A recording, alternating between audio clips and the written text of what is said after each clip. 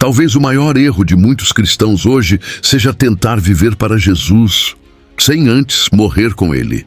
Essa afirmação parece dura, até desconfortável, mas reflete exatamente o que o apóstolo Paulo declarou com uma ousadia desconcertante. Já estou crucificado com Cristo. O que isso realmente significa? Não é apenas poesia bíblica. É uma sentença de morte contra o velho eu. Um rompimento radical com a antiga forma de viver. Paulo não está falando de uma melhora espiritual, mas de uma morte literal do ego, do orgulho, da autossuficiência. E mais, ele afirma que agora é Cristo quem vive nele. Em um mundo que nos ensina a buscar realização pessoal, autoestima e independência, essa mensagem soa como um choque. Afinal, o Evangelho não vem para massagear o ego, mas para crucificá-lo. E esse é justamente o ponto em que a maioria tropeça. Muitos tentam carregar a cruz, mas se recusam a subir nela. A grande pergunta não é se cremos em Jesus, é se já fomos crucificados com Ele, porque só depois da morte do eu é que a vida de Cristo pode florescer em nós. Quem entende que viver com Cristo começa pelo fim de si mesmo, sabe que aqui não tem espaço para superficialidade. A gente vai fundo, sem floreios, sem atalhos. Se esse tipo de verdade é o que você valoriza, já se inscreve agora e caminha com a gente. Tem muito mais para ser revelado. A carta aos Gálatas foi escrita por Paulo num momento de profunda crise espiritual e doutrinária enfrentada pelas igrejas da Galácia, uma região da Ásia Menor. O problema central não era apenas teológico, mas também prático. Cristãos que haviam começado sua jornada pela fé em Jesus estavam sendo persuadidos a voltar à prática da lei de Moisés como meio de justificação. Influenciados por judeus cristãos conhecidos como judaizantes, muitos estavam sendo levados a crer que a salvação exigia também circuncisão, observância de dias especiais e outras práticas da antiga aliança. Paulo escreve com urgência, quase em tom de alarme, para confrontar essa distorção. Em Gálatas, capítulo 2, versículo 20, ele resume sua teologia da graça e sua nova identidade em Cristo com uma afirmação radical: já estou crucificado com Cristo. Essa frase não é um exagero espiritual, é uma declaração definitiva sobre a nova realidade do Evangelho. Naquela época, a lei era vista pelos judeus como o caminho para a retidão, uma espécie de contrato sagrado que estabelecia os termos da comunhão com Deus. A mentalidade religiosa girava em torno de regras, rituais e méritos. Para os novos convertidos vindos do paganismo, o Evangelho havia quebrado essas correntes, oferecendo liberdade e adoção plena na família de Deus. Mas com o surgimento da dúvida e da pressão dos judaizantes, a graça começou a ser diluída. Era como se a cruz não fosse suficiente. Paulo, que conhecia bem a lei e sua opressão, viu esse retorno como um retrocesso fatal. Por isso, ele defende com veemência que a justificação não vem pelas obras, mas pela fé no Filho de Deus. A raiz do problema em Gálatas é mais profunda do que uma simples disputa doutrinária. Trata-se de um conflito entre duas formas de viver, uma baseada na performance humana e outra na obra completa de Cristo. O legalismo não apenas distorce a verdade do Evangelho, como também aprisiona a alma. Ele faz com que a espiritualidade se torne pesada, cansativa e condenatória. Paulo, ao declarar que está crucificado com Cristo, está dizendo que morreu para esse antigo sistema. Ele não está mais tentando agradar a Deus com base no que faz, mas vivendo a partir daquilo que Jesus já fez por ele. Esse pano de fundo histórico é essencial para compreendermos a profundidade da afirmação de Paulo. Não se trata de uma experiência mística isolada, mas de uma decisão consciente de renunciar à confiança na carne e abraçar completamente a suficiência de Cristo.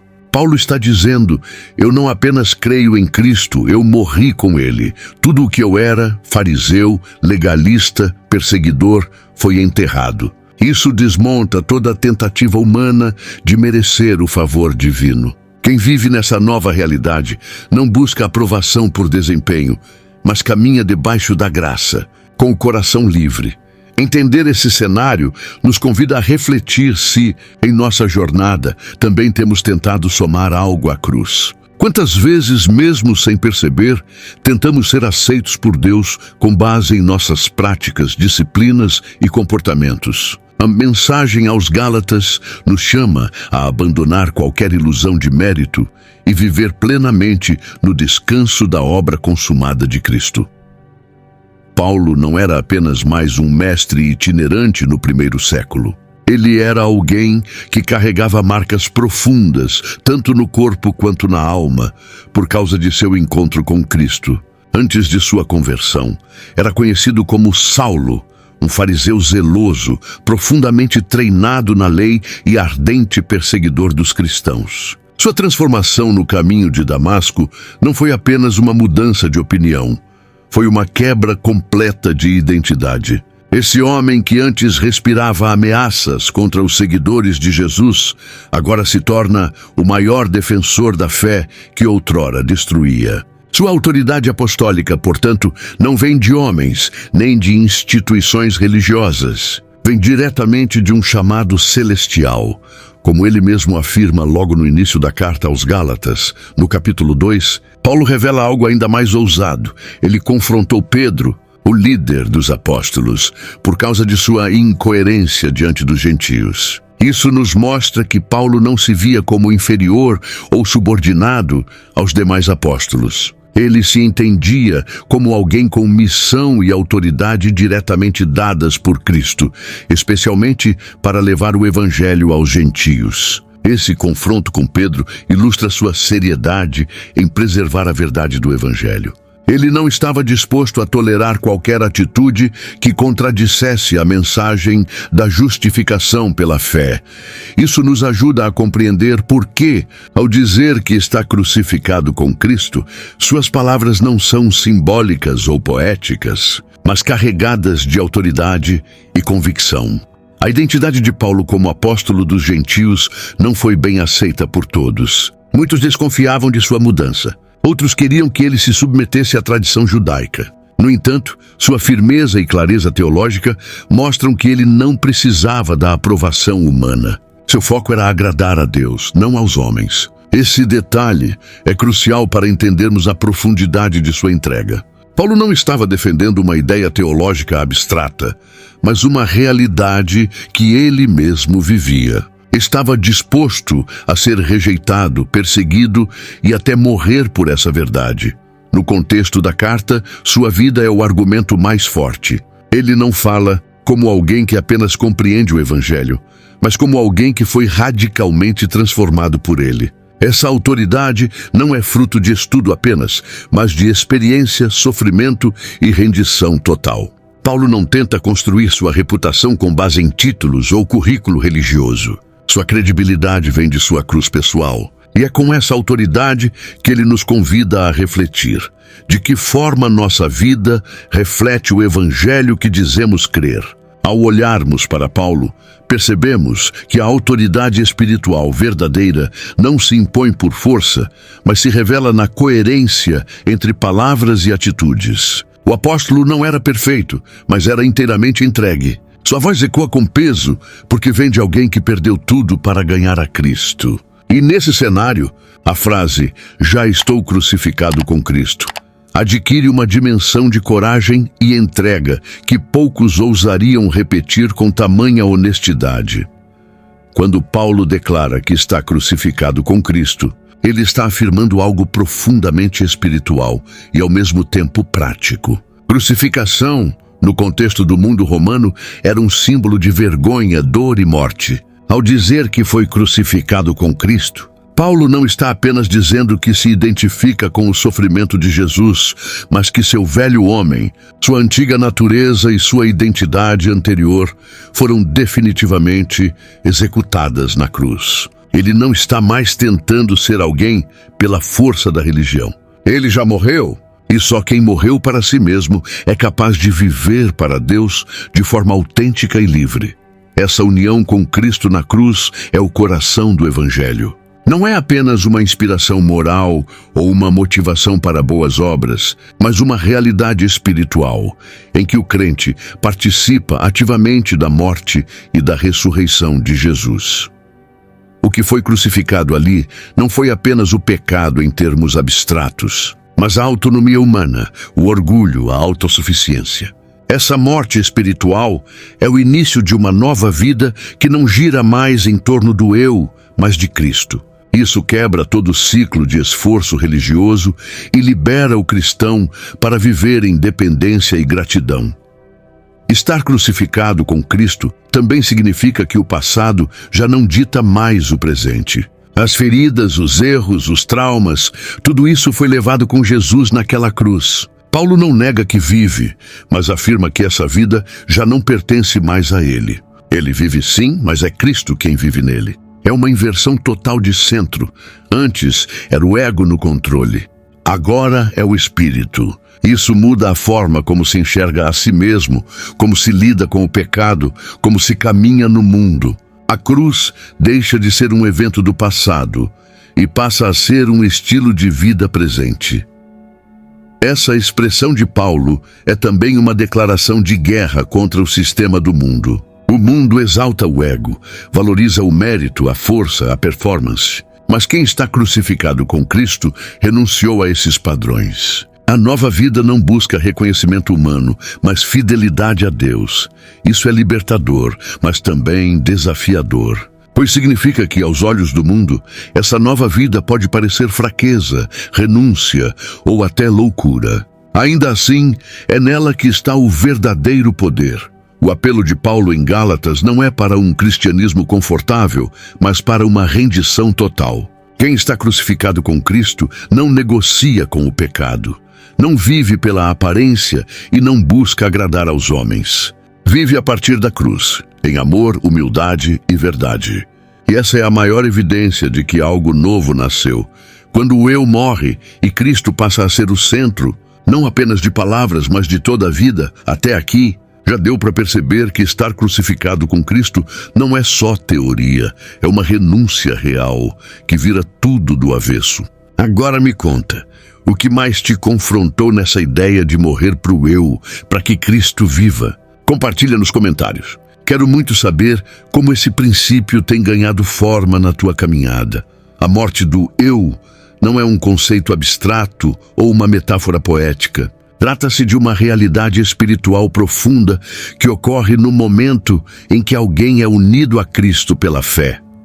Esse eu antigo que morre é a natureza dominada pelo pecado, que busca autonomia de Deus, que se guia pelos desejos da carne e que tenta em vão encontrar sentido e identidade longe do Criador. Quando Paulo escreve em Romanos capítulo 6, versículo 6, que o nosso velho homem foi crucificado com ele, está descrevendo essa ruptura com a vida anterior. O que estava separado de Deus foi levado à cruz e executado ali. Essa não é uma morte simbólica, mas uma morte espiritual, com efeitos reais no presente.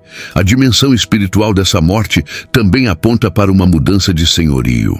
O eu que reinava dentro de nós já não tem mais o trono.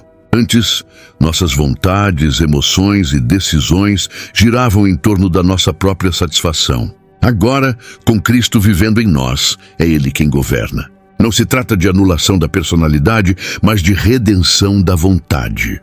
O que antes era motivado por egoísmo e vaidade, agora é reorientado para a glória de Deus. E isso se manifesta nos detalhes do cotidiano, na forma como falamos, nos relacionamos, tomamos decisões, até mesmo no modo como reagimos diante de ofensas.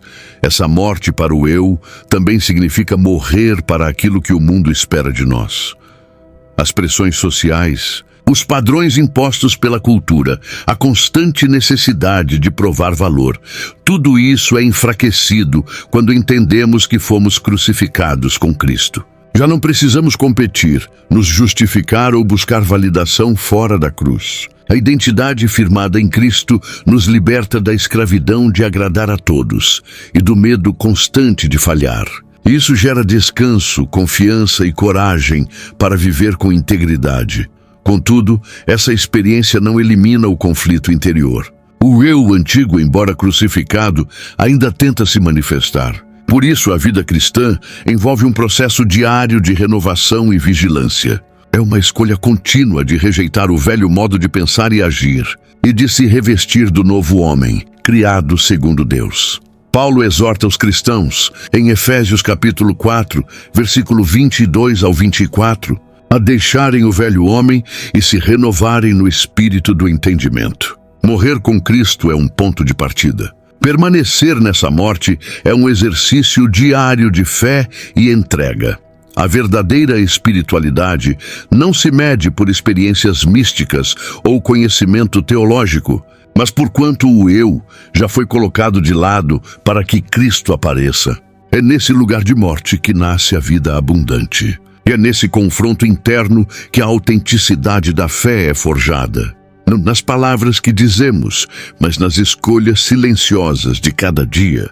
Quando deixamos Cristo viver no lugar do eu, a frase, não vivo mais eu, mas Cristo vive em mim, não é apenas uma mudança de linguagem, é uma revolução de identidade. O Evangelho não vem para aperfeiçoar quem somos, mas para nos dar uma nova existência. Essa nova identidade não está mais fundamentada em raça, classe social, passado, conquistas ou fracassos. Está centrada na vida de Cristo, implantada dentro de nós. O próprio Paulo escreve aos Coríntios que, se alguém está em Cristo, nova criatura é. As coisas velhas já passaram. 2 Coríntios, capítulo 5, versículo 17. Essa nova identidade não é algo que construímos, mas que recebemos. Viver a partir dessa nova identidade é um processo de descobrir quem somos à luz de quem Ele é. Cristo vivendo em nós significa que sua mente, seus sentimentos, suas motivações e seu poder estão agora acessíveis, operando no mais profundo do nosso ser. Isso redefine nossas reações, nossas prioridades, até mesmo nossa maneira de pensar sobre sucesso e fracasso. A presença de Cristo em nós não é apenas um consolo, é uma fonte contínua de transformação. Cada momento se torna uma oportunidade para Ele se expressar por meio de nossas atitudes e escolhas. Essa nova identidade também nos liberta do peso de tentar ser alguém. No mundo, somos levados a crer que nosso valor depende daquilo que realizamos, da imagem que projetamos, do reconhecimento que recebemos. Mas quando Cristo vive em nós, descobrimos que somos filhos, herdeiros, amados, independentemente de performance. A cruz anula a lógica meritocrática e inaugura a lógica da graça. Essa consciência traz paz, mas também responsabilidade. Viver de modo digno daquele que agora habita em nós. O impacto dessa identidade se reflete nos relacionamentos. Quando Cristo vive em mim, isso afeta a forma como trato o próximo, como lido com ofensas, como sirvo a quem está ao meu redor. Essa nova vida não é voltada para dentro, mas transborda em amor prático. E aqui está um dos maiores sinais de autenticidade cristã, quando a presença de Jesus em mim não fica confinada a momentos devocionais, mas se manifesta no modo como cuido, perdoo, acolho, ensino e sirvo. A identidade em Cristo não é um acessório espiritual, é o núcleo da existência cristã. Quando Paulo diz que Cristo vive nele, ele está afirmando que sua vida foi totalmente invadida, transformada e redirecionada por Jesus. E essa realidade não era exclusiva dele. Está disponível a todo aquele que crê. A pergunta que surge é: essa nova identidade está governando nossa maneira de viver ou apenas adornando nossa linguagem religiosa? Paulo afirma que a vida que agora vivo na carne, vivo-a na fé do Filho de Deus. Mas o que ele quer dizer com viver na carne? A expressão, no contexto bíblico, pode ser mal compreendida. Não se refere apenas à existência física, mas à experiência humana marcada pela fragilidade, limitação e tentação. Viver na carne é estar sujeito às pressões do mundo, às influências da natureza caída, ao conflito constante entre o espírito e os desejos desordenados. Porém, para Paulo, essa vida na carne não é mais vivida segundo os antigos padrões. Ela agora é vivida na fé, ou seja, numa confiança contínua e dependente do Filho de Deus.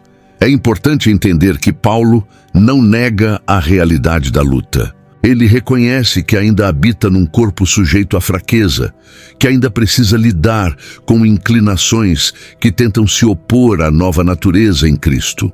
Em Romanos capítulo 7, ele descreve esse conflito interno de forma visceral. Mas aqui em Gálatas capítulo 2, ele mostra que há um caminho superior.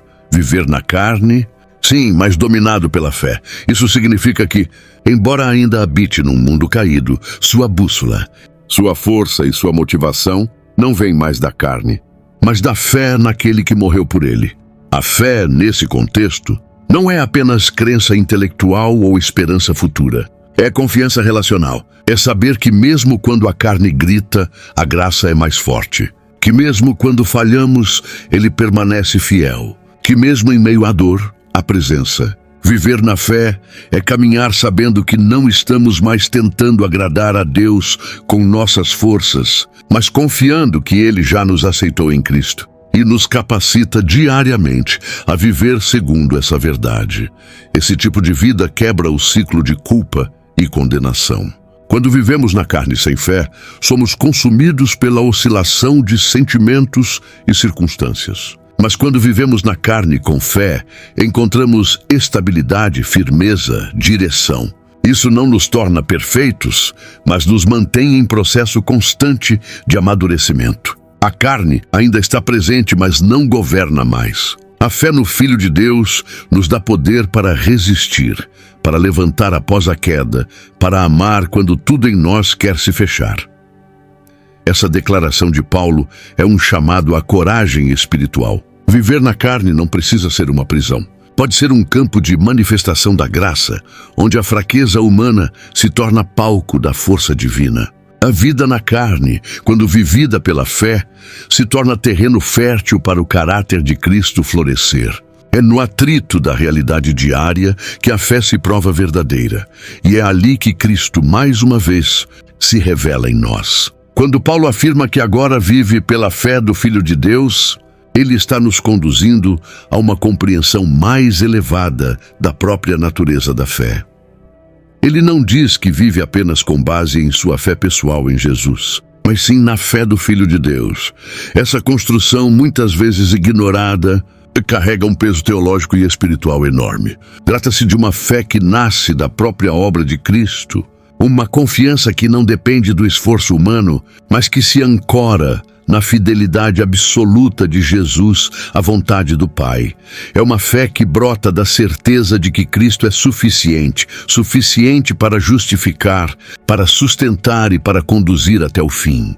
Essa fé não é instável como os sentimentos humanos, nem depende das circunstâncias. É uma fé sólida, construída sobre uma rocha firme.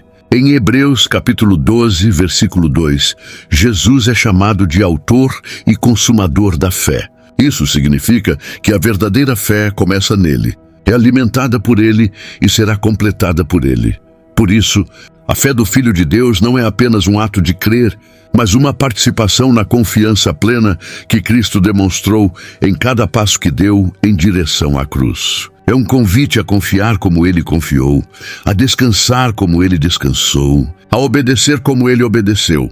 Muitas vezes, limitamos a fé a um esforço nosso de acreditar, como se dependesse do quanto conseguimos forçar nosso coração a crer. Mas a fé descrita por Paulo é fruto da graça. Ela é recebida, não produzida. Ela cresce quando tiramos os olhos de nós mesmos e colocamos no Filho que nos amou e se entregou. Essa mudança de perspectiva é libertadora, porque nos livra da angústia de achar que a fé precisa vir da nossa força de vontade. Em vez disso, ela nasce da contemplação do caráter de Cristo. Essa fé, portanto, é viva, ativa e profundamente relacional. Não é um conceito, é uma conexão. Crer no Filho de Deus é confiar no seu amor constante, na sua intercessão contínua, no seu governo soberano. É saber que mesmo quando nossa fé vacila, a dele nunca falha. É por isso que Paulo podia declarar com segurança que vivia pela fé do Filho. Sua vida já não era sustentada por sua própria firmeza, mas pela fidelidade de um Salvador que não muda. A fé do Filho de Deus nos chama a parar de medir nossa espiritualidade pelos altos e baixos das emoções. Ela nos conduz a um lugar de descanso, onde o foco não está no tamanho da nossa fé, mas na grandeza daquele em quem confiamos. É essa fé que nos permite viver com paz em meio ao caos, com esperança em meio à dor, com alegria em meio à escassez. E quanto mais conhecemos o coração do Filho, mais essa fé se torna o pulso da nossa existência.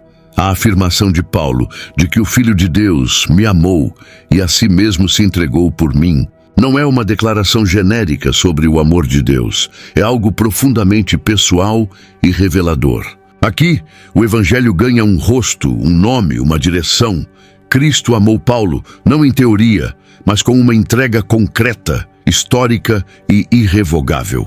Esse amor não foi motivado por mérito ou reciprocidade, mas nasceu da graça, da escolha soberana de Deus em alcançar o homem em sua miséria. E quando essa verdade é compreendida no íntimo, ela muda tudo. Paulo, que antes perseguia os cristãos, agora entende que foi amado mesmo quando era inimigo da cruz. Esse amor redentor é o fundamento de toda transformação.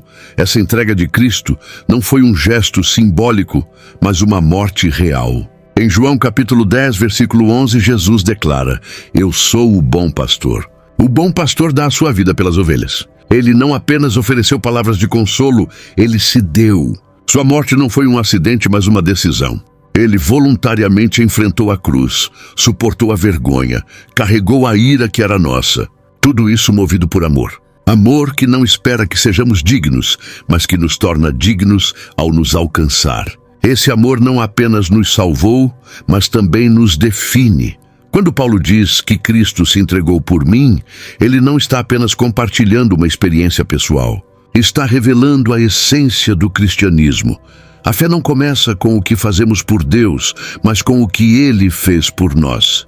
Esse amor é o que move a fé, sustenta a obediência e dá sentido ao sofrimento. Saber que fomos amados dessa forma gera segurança. Em meio às falhas, esse amor não muda. Diante das perdas, ele permanece firme. E na hora da morte, ele continua sendo a nossa garantia de vida eterna. Esse amor redentor também nos constrange. Em 2 Coríntios, capítulo 5, versículo 14, Paulo escreve que o amor de Cristo nos constrange. Não é um amor permissivo que nos deixa como estamos, mas um amor que transforma. Quando alguém entende que foi amado dessa forma, não consegue mais viver da mesma maneira. Há um desejo sincero de corresponder, de viver de forma digna desse amor. A entrega de Cristo nos chama à entrega pessoal. Ele se deu por nós, para que nós agora nos entreguemos a Ele. Mais do que um sentimento, o amor de Cristo é uma força que renova o coração, destrói o orgulho e restaura a dignidade. É esse amor que cura feridas antigas, que nos faz perdoar quem nos feriu, que nos levanta quando caímos. E é esse amor que sustenta a alma nos dias escuros, quando tudo parece ruir. Saber que fomos amados e que essa entrega foi pessoal nos dá coragem para seguir e esperança para recomeçar, quantas vezes for necessário. A tensão entre justificação pela fé e obras da lei é o pano de fundo que sustenta toda a carta aos Gálatas. E em Gálatas, capítulo 2, versículo 20, Paulo faz sua declaração mais radical contra o sistema legalista. A ideia de que o homem pode ser aceito por Deus com base em seu comportamento, rituais ou cumprimento da lei sempre foi uma tentação religiosa. Mas aqui, Paulo rasga esse véu com uma só frase: já estou crucificado com Cristo. Ao dizer isso, ele está afirmando que qualquer tentativa de ser justificado pelas obras foi encerrada na cruz. A cruz não apenas perdoa o pecador, ela também desmonta qualquer pretensão de autossalvação. A justificação Conforme Paulo explica, não é um processo em que o homem melhora até ser aceito por Deus. É um ato soberano em que Deus declara o pecador justo com base na fé em Jesus. Isso significa que o cristão não está tentando conquistar o favor divino, ele já o possui. Em Romanos capítulo 5, versículo 1, Paulo escreve: justificados, pois, mediante a fé, temos paz com Deus por meio de nosso Senhor Jesus Cristo. Essa paz não vem depois da obediência, mas antes dela. Obedecemos não para sermos aceitos, mas porque já fomos aceitos. As obras da lei, por mais nobres que pareçam, não têm poder para nos tornar justos. Elas revelam a falha humana, não a resolvem. A lei serve como um espelho que mostra a sujeira, mas não tem poder para limpá-la. Por isso, Paulo rejeita completamente a ideia de que circuncisão, rituais ou regras podem salvar. Sua vida antiga estava baseada nisso, mas agora ele vive pela fé. A cruz destruiu a escada do mérito e estabeleceu o caminho da graça. E quem tenta voltar à lei está, na prática, anulando a cruz. Viver pela fé não é viver sem responsabilidade, mas é viver com liberdade. A graça não nos deixa presos à culpa, mas nos capacita a viver em santidade com alegria. As boas obras agora são frutos do Espírito, não tentativas de autopromoção espiritual. Elas fluem de um coração que já foi transformado, não de uma alma que está tentando desesperadamente provar seu valor. Essa é a diferença entre religião e evangelho. Uma exige esforço constante, a outra oferece descanso em Cristo. O contraste entre fé e obras nesse versículo não é apenas teológico, é existencial. Onde estamos buscando nossa segurança? Naquilo que fazemos ou naquilo que Cristo já fez? Essa pergunta define o tipo de vida que teremos. Uma marcada pela ansiedade de fazer mais, ou uma guiada pela confiança em um Salvador que já fez tudo. E é essa confiança que permite a Paulo dizer: não vivo mais eu, porque tudo o que ele era, inclusive seu orgulho religioso, foi deixado na cruz. A união com Cristo é uma das doutrinas mais profundas e transformadoras da fé cristã. E ela está implícita quando Paulo declara que está crucificado com Cristo. Essa união espiritual não é apenas uma conexão emocional com Jesus, mas uma realidade invisível e permanente em que o crente passa a compartilhar da morte, ressurreição e vida do Filho de Deus. Isso muda tudo, porque se estamos unidos a Cristo, então o poder do pecado sobre nós também foi quebrado. Como Paulo ensina em Romanos capítulo 6, versículo 11, devemos nos considerar mortos para o pecado, mas vivos para Deus. Em Cristo Jesus, essa união não elimina a presença do pecado no mundo, mas enfraquece seu domínio sobre nós. O pecado deixa de ser nosso Senhor. A tentação pode continuar batendo à porta, mas já não encontra um trono ocupado pelo eu. E Cristo reina ali. E é por causa dessa união que podemos resistir ao pecado com poder real, não com força de vontade humana, mas com o poder da ressurreição que agora opera em nós. Não lutamos sozinhos, nem com armas frágeis. Lutamos com o próprio Cristo vivendo em nós. Essa verdade muda nossa postura diante da tentação. Em vez de ceder com facilidade ou viver em culpa constante, passamos a agir como alguém que tem autoridade. Isso não significa ausência de luta, mas presença de vitória. A união com Cristo nos posiciona num novo território espiritual. Não estamos mais na sombra da morte, mas no domínio da vida. Esse entendimento é essencial para o cristão que deseja andar em santidade sem cair em legalismo. É a cruz que nos liberta, não a disciplina por si só.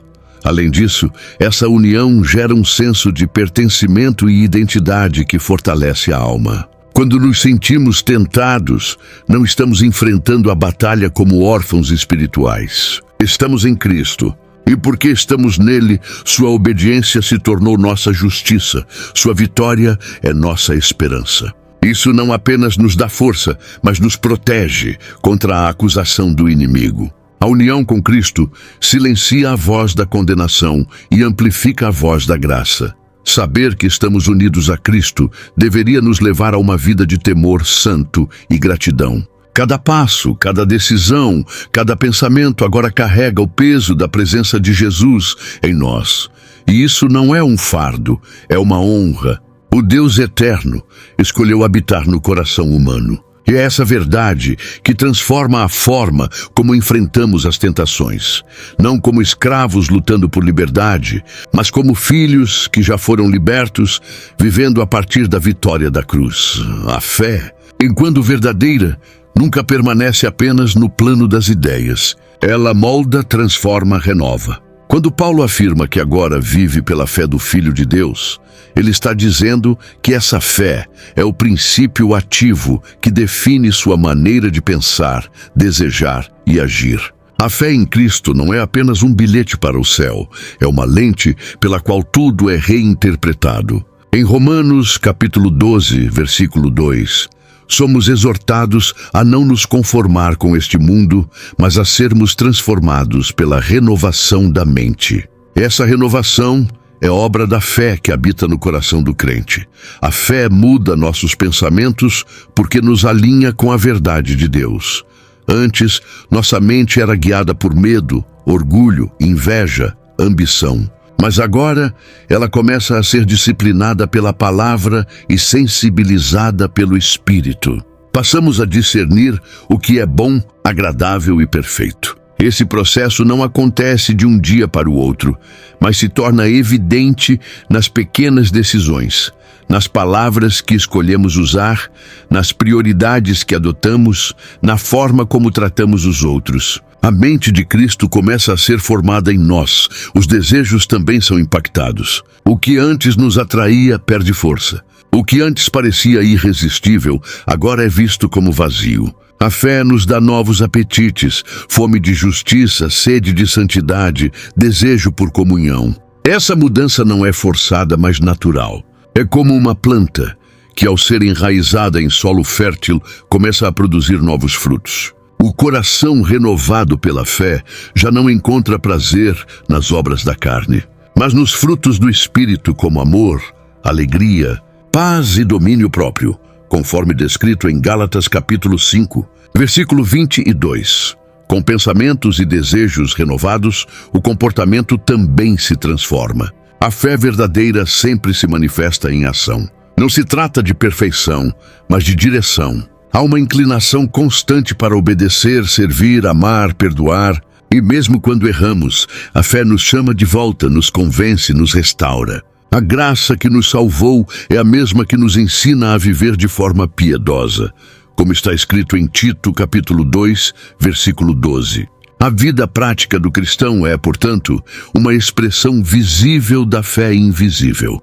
Quando vivemos pela fé, cada área da vida é tocada. O trabalho, o casamento, os relacionamentos, o uso do tempo, o modo como lidamos com o dinheiro, com o corpo, com as emoções. Tudo passa a ser redimido, santificado, reorientado. A fé não nos tira da realidade, ela nos capacita a vivê-la com integridade. E quanto mais essa fé amadurece, mais ela transforma o ordinário em sagrado, revelando Cristo em cada detalhe do nosso dia a dia.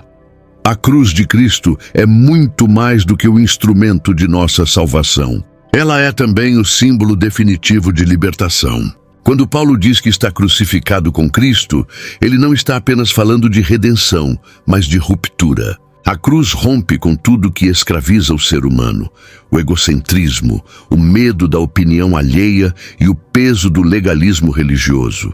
Essa libertação não é apenas teológica, é existencial. É a liberdade de ser quem Deus nos criou para ser, sem as correntes do passado, das expectativas sociais ou das imposições religiosas. Em Gálatas capítulo 5, versículo 1, Paulo declara: foi para a liberdade que Cristo nos libertou. Primeiro, a cruz nos liberta de nós mesmos. O eu egocêntrico, que quer controlar tudo, receber aplauso, estar sempre certo, ser o centro de todas as atenções, foi crucificado. Essa morte do ego é dolorosa, mas necessária. Ela nos salva de nós mesmos. Quando o eu morre, nasce o espaço para que Cristo viva. Isso muda a forma como vemos os outros, como reagimos a críticas, como lidamos com o fracasso. A cruz mata o orgulho e nos veste de humildade. Depois, a cruz nos liberta da tirania da opinião dos outros. Quantas pessoas vivem cativas do que os outros pensam, tentando corresponder a padrões irreais, com medo constante de rejeição. Mas quando nos lembramos de que já fomos aceitos por Deus, não precisamos mais da aprovação alheia para nos sentirmos validados. O amor de Cristo nos liberta para viver com autenticidade. A cruz nos diz que já temos um valor definido e que esse valor não depende da performance ou do aplauso. Por fim, a cruz rompe com o legalismo, essa tentativa desesperada de merecer o favor de Deus por meio de regras e rituais. O legalismo aprisiona, culpa sobrecarrega. A cruz, por outro lado, oferece descanso. Não precisamos mais fazer para sermos amados, fazemos porque já somos. Essa diferença muda tudo. A obediência deixa de ser um peso e se torna um prazer. Servimos não por medo de punição, mas por gratidão ao amor recebido. Essa é a verdadeira espiritualidade, aquela que flui da graça, não da pressão. A cruz, portanto, não é apenas o fim do velho homem, é o início da nova liberdade. Quem entende essa verdade passa a caminhar mais leve, mais sincero, mais humano.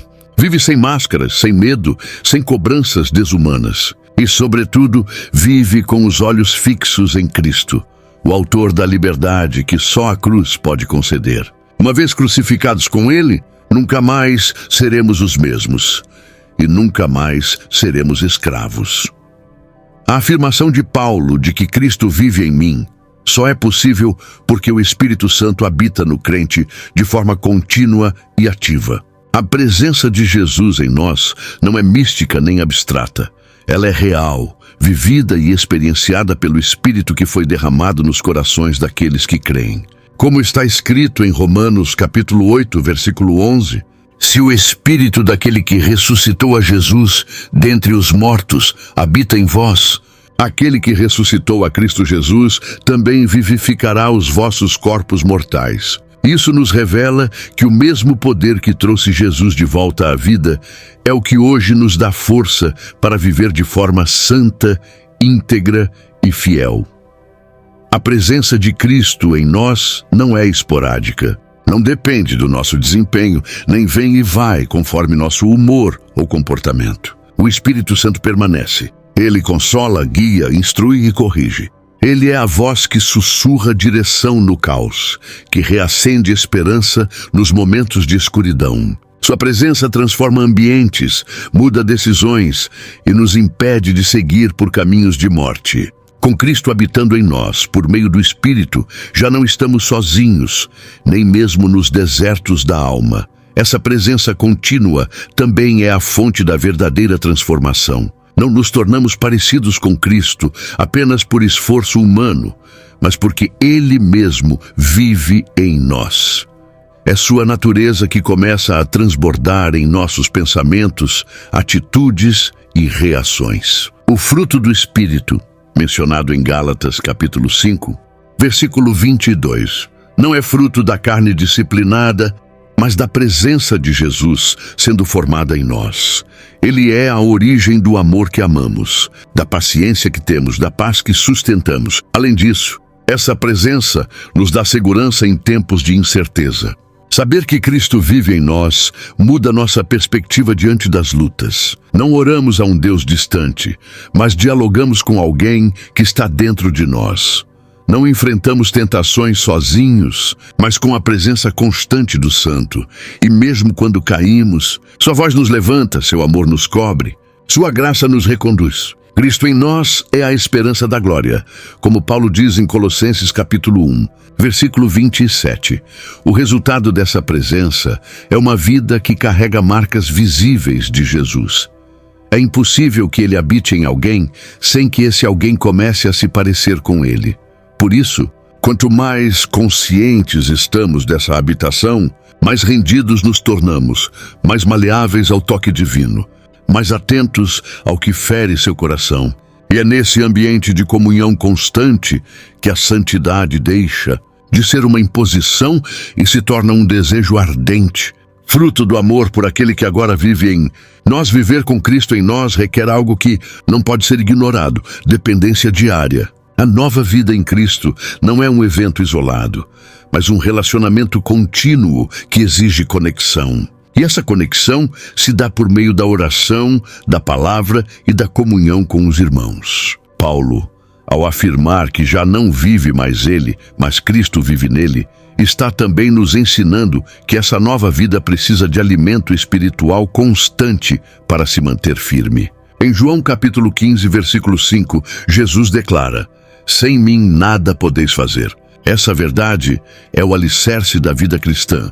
A oração é o primeiro elo dessa dependência. Não como ritual vazio, mas como diálogo íntimo com o Deus que habita em nós.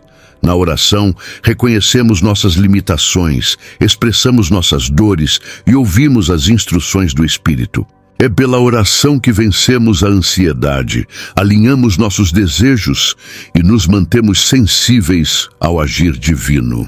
O crente que ora com frequência está dizendo, com sua vida, que sabe que não pode seguir sozinho. A ausência de oração, por outro lado, denuncia uma autoconfiança sutil, mas perigosa.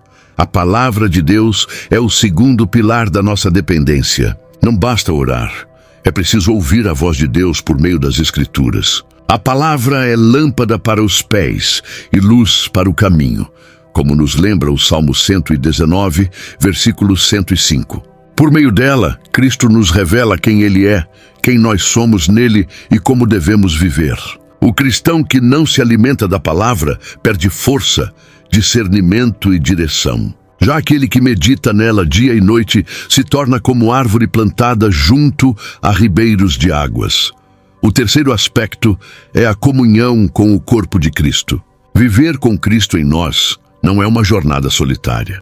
Fomos chamados para viver em comunidade, ajudando e sendo ajudados. A igreja é o ambiente onde a nova vida floresce, onde somos confrontados, restaurados e enviados. Em Atos capítulo 2, versículo 42, vemos os primeiros cristãos perseverando na doutrina dos apóstolos, na comunhão, no partir do pão e nas orações. Essa vida em comunidade é parte da estrutura espiritual que sustenta a nova criatura. A dependência de Cristo não nos enfraquece, ela nos fortalece. É nessa rendição diária que experimentamos a verdadeira liberdade. Liberdade de viver sem máscaras, de errar e recomeçar, de amar sem medo. Cristo vive em nós, mas só se manifesta com plenitude quando abrimos espaço, quando cedemos o controle, quando buscamos sua face. E quanto mais dependentes somos dele, mais evidentes se tornam os sinais de sua vida em nós. Viver como alguém que foi crucificado com Cristo exige autenticidade. A nova vida não é uma performance exterior, mas uma transformação interior que se manifesta naturalmente. Contudo, muitos ainda vivem presos à aparência, tentando parecer espirituais, enquanto o interior permanece intocado. Paulo, ao dizer que Cristo vive nele, está rejeitando qualquer tipo de religiosidade superficial. Ele não está encenando fé, está vivendo a realidade de uma alma rendida. Em Mateus, capítulo 23, versículo 28, Jesus denuncia os fariseus por parecerem justos por fora, mas por dentro estarem cheios de hipocrisia e iniquidade. A aparência cristã é fácil de imitar. Basta conhecer a linguagem certa, frequentar os lugares certos, adotar os comportamentos esperados. Mas essa fachada não resiste ao fogo da prova, nem ao silêncio da consciência. A vida cristã autêntica não tem a ver com impressionar os outros, mas com agradar a Deus em segredo. Ela se revela na forma como tratamos os invisíveis, na nossa reação ao sermos contrariados, na fidelidade nos bastidores. É quando ninguém está olhando que Cristo realmente aparece em nós. O maior desafio da autenticidade é confrontar o ego religioso. O eu que quer parecer santo, que busca reconhecimento, que se orgulha da própria humildade. Esse eu precisa ser crucificado, porque ele transforma a fé em espetáculo. Paulo viveu isso antes de sua conversão. Como fariseu, ele era irrepreensível diante dos homens, mas vazio diante de Deus. Sua nova vida, agora em Cristo, é marcada pela verdade, não pela performance. Ele não precisa mais provar nada a ninguém, porque já foi aceito por Deus. Ser autêntico não significa ser perfeito, mas ser íntegro. Significa não esconder a luta, não camuflar as quedas, não mascarar o coração. A graça não nos chama para parecer melhores do que somos, mas para sermos transformados de fato. E essa transformação, por vezes, é lenta, dolorosa e invisível aos olhos humanos. Mas é exatamente aí que Cristo trabalha, nas profundezas da alma. A autenticidade abre espaço para esse processo silencioso e sagrado. A vida cristã verdadeira é uma jornada de dentro para fora. E quanto mais conscientes somos da presença de Cristo em nós, menos precisamos construir fachadas. Ele é suficiente, Ele nos sustenta, Ele nos transforma. E é isso que o mundo precisa ver. Não pessoas impecáveis, mas pessoas autênticas, cheias da vida de Cristo, mesmo em meio às fraquezas humanas. A nova vida em Cristo não é invisível ou estéril. Ela se manifesta em frutos perceptíveis que revelam a presença de Deus no interior do homem. Paulo, ao afirmar que já não vive mais ele, mas Cristo vive nele, está apontando para uma transformação real que se evidencia no caráter e nas atitudes do cristão. Em Gálatas capítulo 5, versículo 22, ele lista os frutos do Espírito: amor, alegria, paz, longanimidade, benignidade, bondade, fidelidade, mansidão e domínio próprio. Esses frutos não são metas a serem alcançadas por esforço próprio, mas resultados naturais de uma vida rendida a Cristo. O primeiro fruto, o amor, é a base de todos os demais. Trata-se de um amor sacrificial, incondicional e prático, o mesmo amor que Cristo demonstrou ao se entregar por nós. Quem tem Cristo vivendo em si, ama como Ele ama, perdoa sem guardar mágoas, serve sem esperar retorno e estende graça mesmo quando é ferido. Esse amor não depende de reciprocidade, pois nasce de uma fonte inesgotável, a presença de Jesus no coração. Ele transforma relações familiares, amizades, ambientes de trabalho e até mesmo os encontros mais difíceis da vida. A alegria e a paz que brotam dessa nova vida também não estão ligadas às circunstâncias externas. Trata-se de uma alegria que nasce da certeza da salvação, da comunhão com Deus e do propósito eterno que agora nos move. A paz, por sua vez, é fruto da reconciliação com Deus e da confiança em sua soberania. Mesmo diante do caos, essa paz atua como guardiã da alma. Como Paulo descreve em Filipenses capítulo 4, versículo 7. A paz de Deus, que excede todo o entendimento, guardará os vossos corações e as vossas mentes em Cristo Jesus. A justiça e a bondade que fluem de Cristo também são visíveis naqueles que foram crucificados com Ele. Não se trata de justiça própria, mas de um senso renovado de integridade, empatia e responsabilidade diante do outro. O cristão que vive essa nova realidade se torna alguém confiável, sensível à dor alheia, movido por compaixão e compromisso com a verdade. Suas ações passam a refletir o caráter de Deus, e mesmo que enfrente incompreensões ou rejeição, sua conduta permanece firme, pois não é alimentada por reconhecimento humano, mas pela fidelidade de Cristo que habita nele. Esses frutos são evidências poderosas da presença de Cristo em nós. Eles não são perfeitos ou instantâneos, mas se desenvolvem como uma árvore plantada em solo fértil. Quanto mais enraizados estamos na palavra e na comunhão com Deus, mais visível será a transformação. E essa visibilidade não é para exaltação pessoal, mas para glorificar a Deus e atrair outros para essa mesma vida abundante. É nesse testemunho silencioso, mas eloquente, que o mundo vê que, de fato, Cristo vive em nós. A vida de alguém crucificado com Cristo não é uma linha reta de vitórias e estabilidade emocional. Ao contrário, ela é marcada por altos e baixos, momentos de fé firme e outros de questionamentos profundos. Paulo sabia disso. Ele mesmo enfrentou naufrágios, perseguições, prisões e até episódios de angústia tão intensa que chegou a desesperar da própria vida, como escreve em 2 Coríntios capítulo 1, versículo 8. Essa realidade nos ensina que viver com Cristo em nós não nos isenta do sofrimento, mas nos dá firmeza em meio a ele. A fé pode vacilar, sim. Dúvidas podem surgir, especialmente em tempos de dor. Perda o silêncio aparente de Deus. Mas a beleza da nova vida é que ela não depende da constância das nossas emoções, e sim da fidelidade de quem habita em nós. Quando a fé enfraquece, é Cristo quem nos sustenta.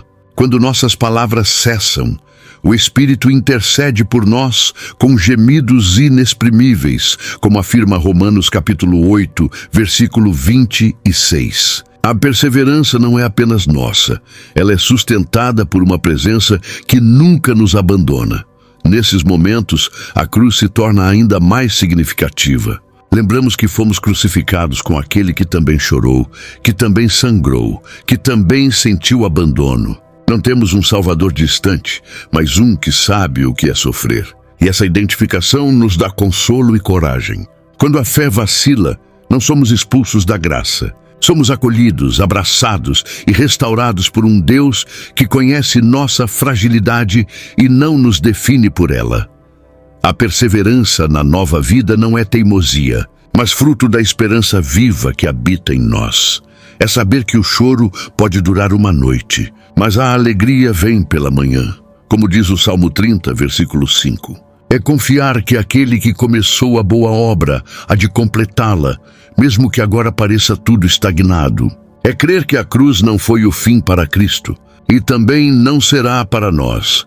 Cada estação de dor carrega um propósito de amadurecimento e aproximação do coração do Pai. O verdadeiro milagre não é viver sem dúvidas, mas continuar mesmo com elas. É levantar a cada queda, é orar mesmo sem palavras, é adorar mesmo com lágrimas. Essa é a vida de quem foi crucificado com Cristo. Uma vida marcada por perseverança, não por perfeição. Uma jornada em que o amor de Deus é mais constante do que nossas emoções, e onde a graça é maior do que nossas falhas. A declaração de Paulo de que Cristo vive nele aponta não apenas para uma transformação presente, mas para uma realidade futura gloriosa. A nova vida que começou aqui é apenas o início de algo muito maior. Quem foi crucificado com Cristo carrega no peito uma esperança viva, que transcende a morte e alcança a eternidade. Em Filipenses capítulo 3, versículo 20, Paulo afirma que a nossa cidadania está nos céus, de onde também aguardamos o Salvador, o Senhor Jesus Cristo. Essa esperança molda a maneira como vivemos e enfrentamos os desafios diários. A nova vida em Cristo nos garante que a morte já não tem a palavra final. Fomos unidos a Ele, não apenas na crucificação, mas também na ressurreição. E se Ele ressuscitou, nós também ressuscitaremos. Isso muda radicalmente nossa relação com o sofrimento, com o tempo e com a própria existência. Não vivemos mais como quem corre contra o relógio ou teme o fim. Vivemos como quem aguarda uma redenção completa, onde tudo o que hoje é luta será transformado em glória. O Evangelho não nos promete uma fuga da realidade, mas nos dá força para enfrentá-la com os olhos fixos na eternidade. Essa visão de futuro não nos aliena, nos fortalece. Sabemos que o que Cristo começou em nós será completado. Ele não nos salvou para nos abandonar no meio do caminho. Em 1 João, capítulo 3, versículo 2, lemos: quando Ele se manifestar, seremos semelhantes a Ele, porque o veremos como Ele é. A imagem de Cristo sendo formada em nós, hoje, é um prenúncio da glória que será plenamente revelada. E essa promessa nos impulsiona a viver com propósito, com santidade e com alegria, mesmo em meio à dor. O futuro transformado também nos motiva a investir no que realmente importa. Sabendo que nossa vida está escondida em Cristo, deixamos de buscar sentido em coisas passageiras. Nossos valores mudam. Buscamos o reino. Servimos com generosidade. Perdoamos com facilidade. Vivemos com leveza. E tudo isso é possível, porque nossa esperança não está nas circunstâncias, mas na certeza de que um dia veremos o Senhor face a face. Esse encontro é o destino final de todo aquele que já foi crucificado com Cristo. A cruz não foi o fim da história, foi o começo de uma nova criação. E essa nova criação caminha rumo à glória. Cada passo, cada renúncia, cada lágrima, cada oração nos aproxima do dia em que a fé dará lugar à visão e o Cristo que vive em nós será visto em plenitude. Essa é a esperança dos que foram crucificados com Ele. Não apenas uma nova vida aqui, mas uma eternidade com aquele que nos amou e se entregou por nós. Tem verdades que não envelhecem. Elas só se tornam mais urgentes com o tempo. Se essa mensagem falou ao seu coração, como fala ao meu cada vez que leio Gálatas, compartilhe com alguém que precisa lembrar quem realmente deve estar no controle da vida. E aproveita para se inscrever e deixar nos comentários o que a cruz já transformou em você. Quem realmente deve estar no controle da vida. E aproveita para se inscrever e deixar nos comentários o que a cruz já transformou em você.